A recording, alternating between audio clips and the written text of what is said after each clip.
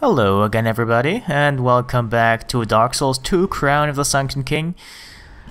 Last time when we left off we were just about to venture into this ancient temple that was built with some purpose, and that's where we are right now. That temple's purpose, by the way, possibly related to dragons, I have a hunch here. More on that a little bit later though. First we have a couple of locked doors and this little pressure plate on the wall here. And the door, yeah, that's kind of a sign of things to come, because we will see more of that. Though this is the only time where the game actually puts that little switch next to the door. We will have to also look around a little more for the next couple switches. Anyway, this enemy is quite unique in that we can't harm it until we destroy its physical body, which happens to be located on that sarcophagus. I basically just shot the corpse and we now have a physical enemy actually. In its ghost form we can barely harm it with plain physical attacks. In fact, I don't think physical does any damage, just elemental does some damage. But they're resistant even to those, so you will want to destroy those. Well, I say they're their physical bodies, but they're clearly not. They're some kind of, I don't know, effigy, I guess. But once you actually figure them out, they're not too tough. But they're, yeah, much like with the switch and the door, the game won't always be as nice to put the ghosts right next to the thing that can kill them.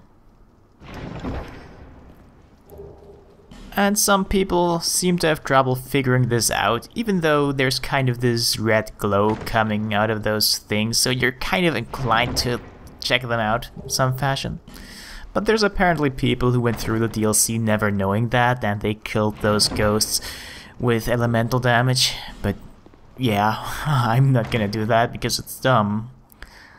Because thankfully I actually know how to defeat them. Though admittedly I did not figure it out right away the first time around. It's still something that you might be a little too careful at first to actually be brave enough to check out this weird glowing thing in that room with the enemies that kill you inside it, but hey. So yeah, I said that later on the enemies in this DLC will punish kind of circle strafing and being close to them, which makes backstabbing harder. Those are poisoned. If you get close to them, you will get poisoned. And yes, even during your backstab animation, the poison will continue to build up. And there we have a trap, as we can plainly see. Though I kind of mistook that one tile there to be the plate to step on. Guess I was wrong here. Now, this is the dragon Sanctum, and I said that it is possibly related to dragons, or rather one dragon, because it is. This temple was built to worship one dragon. Now, dragons within the lore of Dark Souls, as I've pointed out plenty of times, are actually ancient beings, and everything else is a drake apparently, but that doesn't really matter, honestly.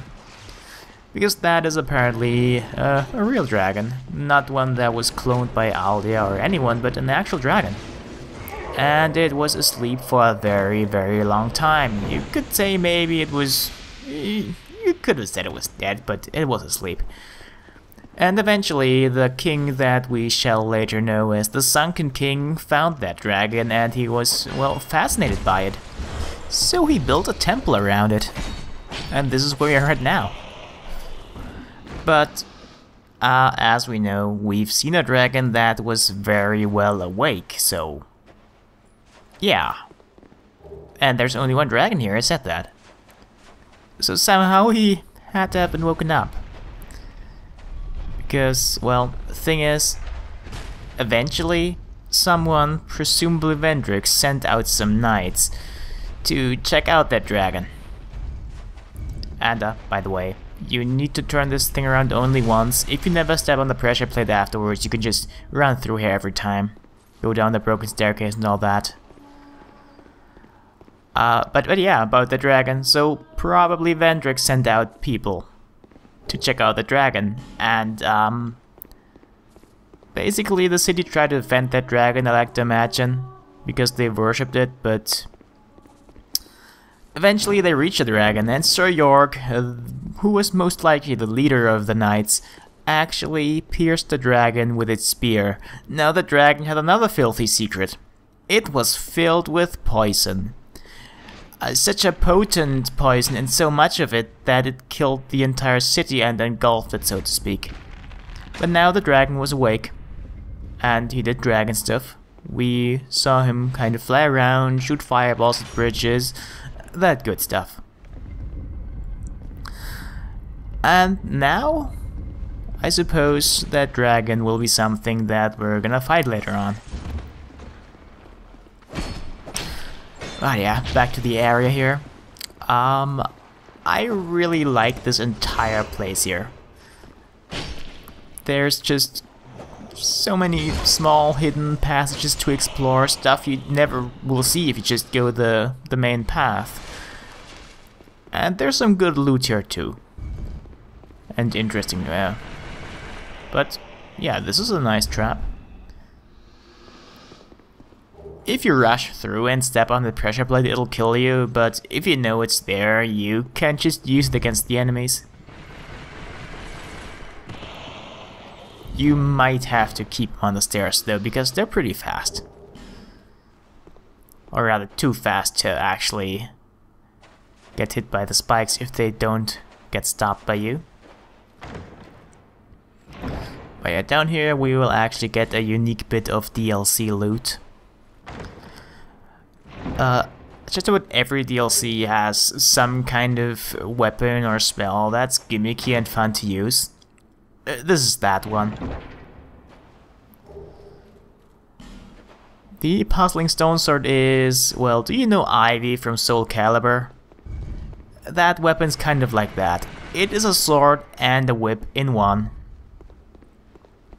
And I haven't really used it very much, but what little I have used of it is pretty fun. I might show it a little bit off later. Now that room down there with the spikes, we're gonna check that out in a bit. First, we need to go here, but, well, we don't need to. In fact, I was not planning on dropping down right away, because now look at this shit, goddamn. Acid everywhere. If my weapon's not broken at the end of this, I'll be surprised, but yeah. Actually, spoilers, it will not break. But I get very lucky. Still, this is a rather long, drawn-out fight, many small enemies that move around a lot, so let's speed this up a little bit. What I was trying to do was just to shoot down some arrows from up above to kill them. Not all of them, you can't even reach all of them, but you can kill quite a few of them, and you won't have to deal with as many of them. And yeah, it's actually pretty dangerous to do this. There's such a thing as dealing with many enemies, and then there's too many enemies. And this is actually the first time I managed to do this with all the enemies down here. And thankfully my weapon didn't actually break, so I can repair it with some repair powder. The one thing that did break, of course, was the third dragon ring. It's one of the rings in the game with pretty low durability. All of them have pretty low durability, but that one is a little bit lower than that even. And right now I'm not even sure if it's worth using, but I have it equipped anyway. It basically ups our HP, our stamina and our equip load by a bit, which seems really good and in fact is useful, but really I'm not sure if it's worth it at this point.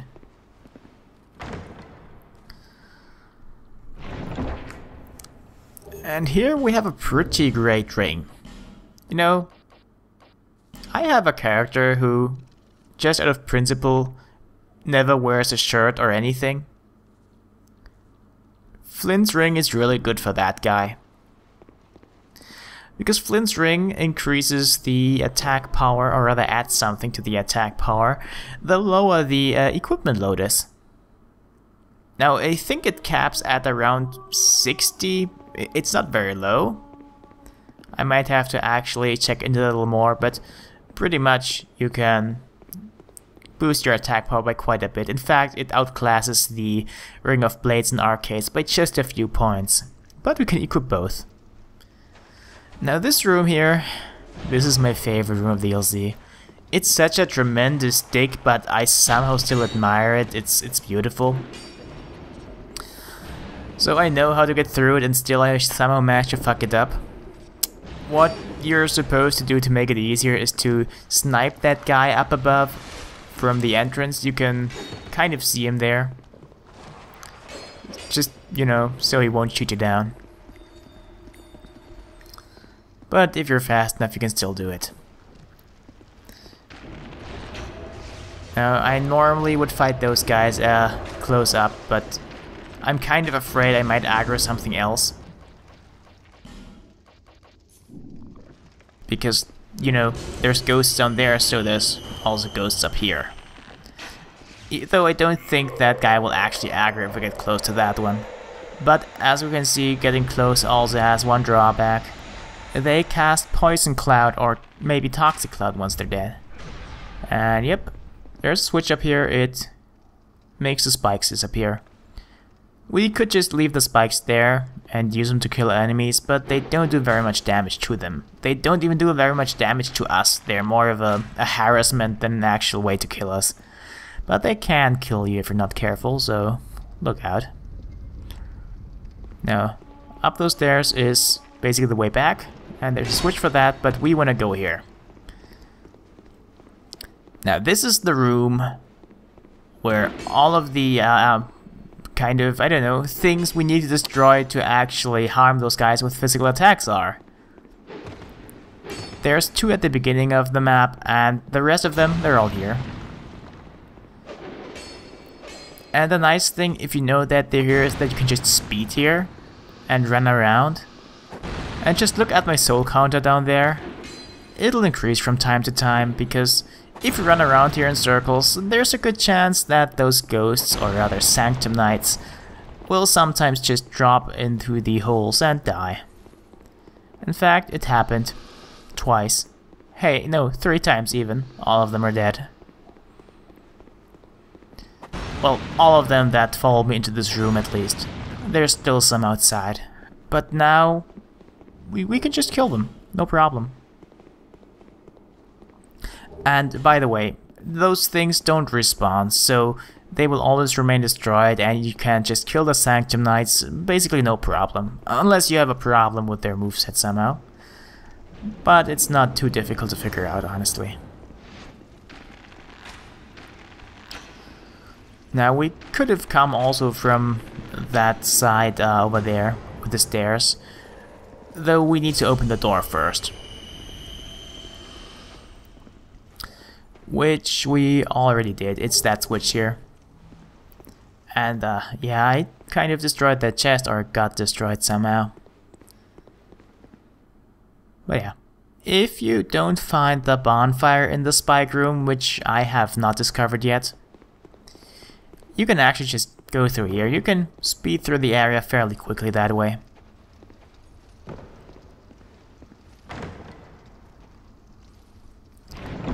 But there's still something more to that room. You might have already spotted it. There was another of those rotating wall dials. And I'm sure there's something good behind that one. And also, there's actually an item here that we need to pick up. It's not hidden or anything, but it's much easier to pick up if you clear this room first. Otherwise, you might have to deal with enemies. Though I certainly did pick it up at some point without actually, you know, doing that. By the way, that switch we just hit was the switch we need to hit to actually open that path to the treasure that we need. And that's that wall dial I meant. That thing. And this one's a little tougher to rotate, but I think we'll manage. Because thing is, the pressure plate's actually on the other side of it, and we can't go there without walking there through that dial. Anyway though, let's see how we're gonna do that. You need the bow though. Yeah, we picked up the Dragonstone, by the way. That's the thing that we absolutely need to make progress later on. So this is a little bit annoying, honestly. Because you have to hit that switch, and then you have to go back down to hit it another time, then you have to go back up to hit it a third time. And that's pretty damn riveting. And because it's so amazing, I figure before actually doing that, I might as well do something else. Don't worry, we will be back momentarily. I just really don't feel like doing all that in one go. Not that it's too long, it's just... out of all the puzzles in this DLC, this is probably the one I could do without, because it just basically relies on you going back and forth a lot.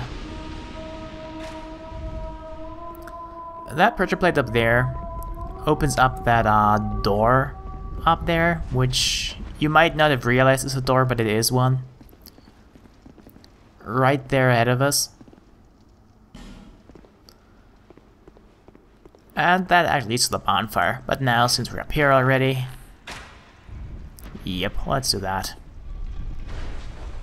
Truth be told, I somehow thought it would be more efficient to do it that way, to go up here, shoot twice, and then go back down to activate the other pressure plate, but that is not true.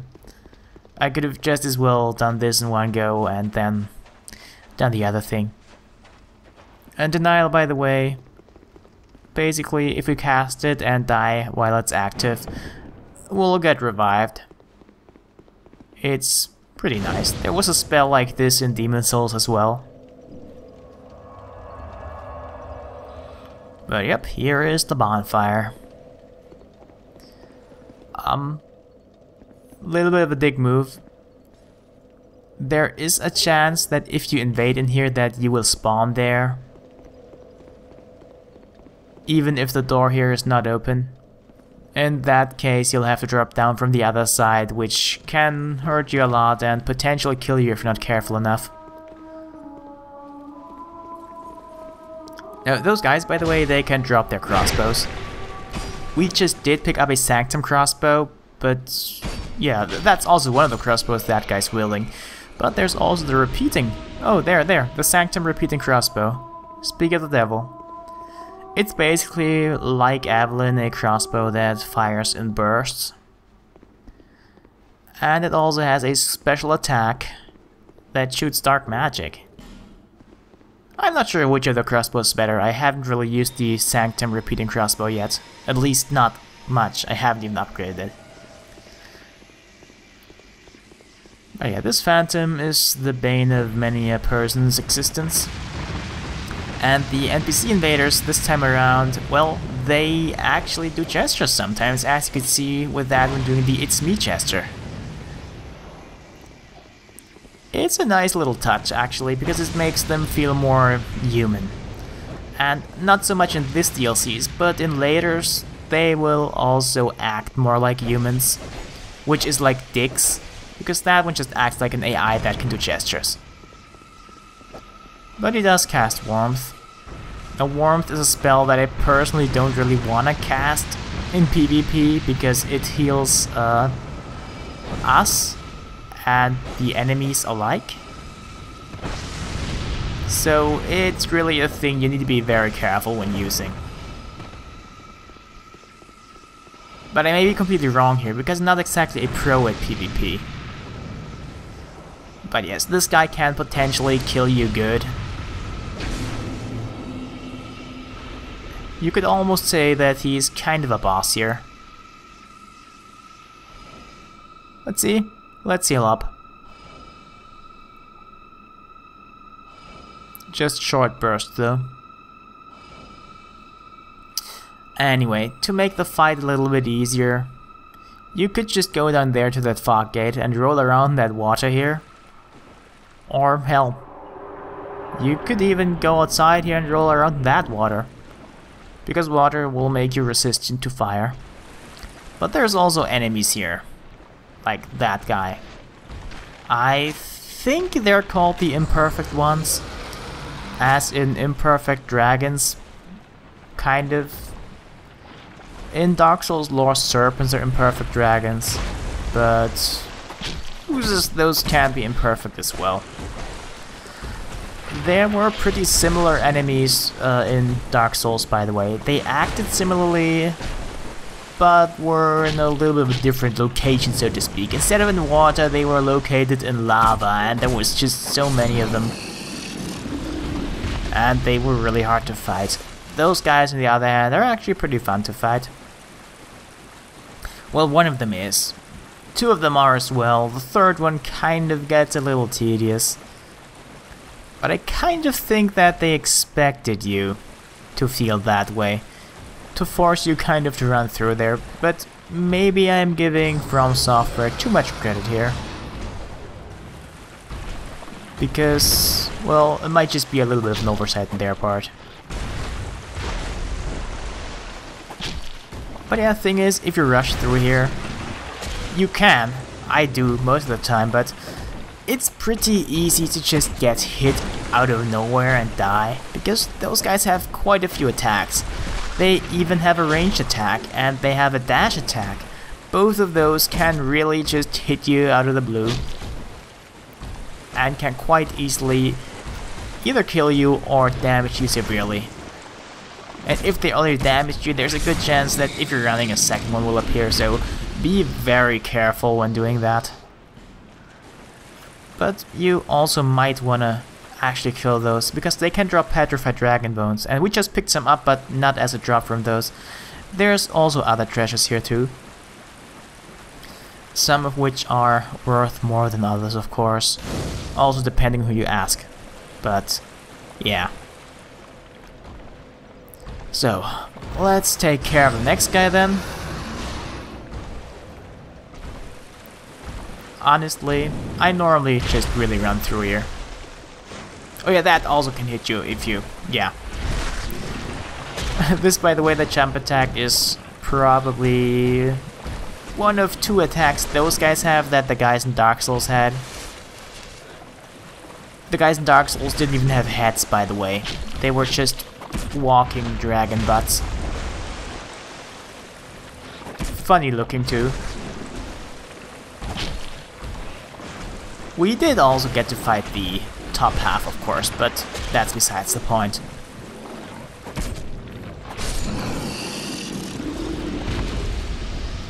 Alright, petrified dragonbone. It's always worth to actually kill those guys if you have the time, but as I said, running through there perfectly viable. Because petrified dragonbones are really rare, but in the DLCs they are a lot more common. Sometimes you'll just find batches of 3 or even more laying on the ground in some spots, and enemies such as this will actually drop them. There's also enemies in the main game that drop petrified dragonbones, in Aldia's Keep pretty much only, and in Dragon Airy. But yeah, if you want to upgrade your boss weapons, petrified dragonbones are just what you need. And they just happen to have enough to upgrade the bow of wand I'm using right now, which you get from the Chandra, 2+5 actually. The King's Shield I'm using though is completely unupgraded. But you don't really need to upgrade a shield, though it's certainly helpful, but in this case it wouldn't have saved me. Upgrading shield is less useful for it upgrading the resistance, by the way, and more for the stability upgrade. Alright, after dying to that guy, I really don't want to fight those guys anymore, so I'm gonna run through it. But first, I want to take revenge on that one guy that killed me, hoping that he will drop a petrified dragonbone. And if you have stereo sound on, you will probably have heard that there's another one coming from behind. Right there he is. Yeah. Let's actually not deal with those. It's probably a better idea. But at least we can gather some shit on the way. And now we're almost there. Once we reach dry land, we're pretty much safe. Ah well. That's that, I guess.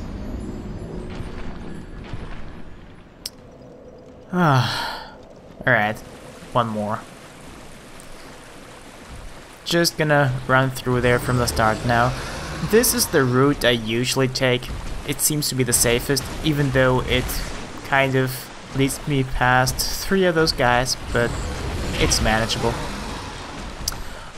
It is probably advisable to actually look behind a little bit, just so you can see when those guys will attack. Because as we've seen, they can do quite a number on us. But now we're safe. They will not actually follow us on land. Apparently they're allergic against the earth or something, I don't know. And this is why we need a dragonstone. Putting that here, well, it'll make the missing segments of the bridge up above up here just rise out of the water. And we can now cross that bridge. We haven't been there yet because obviously there was no way for us to get across. But now we can, and in fact kind of have to go there. Well, not really have to, but the DLC is strictly optional. But this is the part of the DLC that you could consider finishing it. And you'll see why once you actually get there. And the Drakeblood Greatsword is actually a greatsword that scales with dexterity. It's decent. It does actually a lot of damage, considering that it's a dexterity based weapon and it's a greatsword, so I like it a lot. But I prefer other greatswords for, well, reasons. And right out there's that bridge, but you know what? There's another elevator here. And this is something that you barely see in Dark Souls 2. But in the DLCs, it actually happens a little more often. That part where you just circle back around to the beginning of the map to, well, the first bonfire in this case. And you might have noticed a disturbing lack of bosses. We're gonna take care of that next time. Until then, see ya.